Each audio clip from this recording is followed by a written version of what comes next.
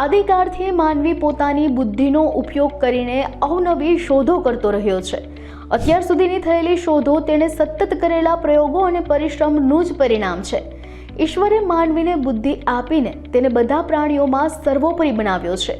તમને ખબર જ હશે કે ટીવીની શોધ કોણે કરી, પણ શું તમને ખબર છે કે વિમાનની શોધ કોણે કરી? તો આજના નોલેજ કોર્નર પર હું જાહ્નવી નિમાવત તમને વિમાનના ઇતિહાસ વિશે કહીશ.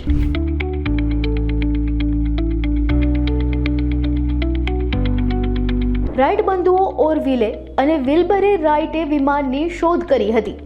નાનપણથી જ તેને રચનાત્મક શ્રેણીમાં રસ હતો. અમેરિકાના હન્ટિંગ્ટનમાં યુનાઇટેડ બ્રેડેન ચર્ચમાં તેમના પિતા બિશપ તરીકે સેવા આપતા હતા. તેમણે બંને ભાઈઓને એક રમકડાનું હેલિકોપ્ટર આપ્યું.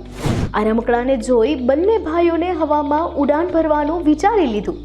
કાગળ, રબર અને વાંસથી બનેલું આ રમકડાનું હેલિકોપ્ટર ફ્રાન્સના એરોનોટિક વૈજ્ઞાનિક અલ્ફોસે પેનાઉડના એક આવિષ્કાર પર આધારિત હતું.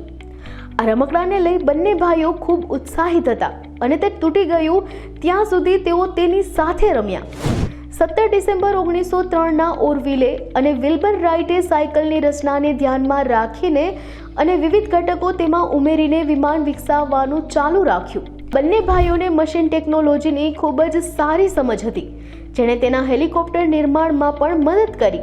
બંને ભાઈઓએ અનેક એર ફ્લાઇંગ ગ્લાઇડર્સ બનાવ્યા અને અંતે તેમનું વિમાન બનાવવાનું સ્વપ્ન સાકાર થયું.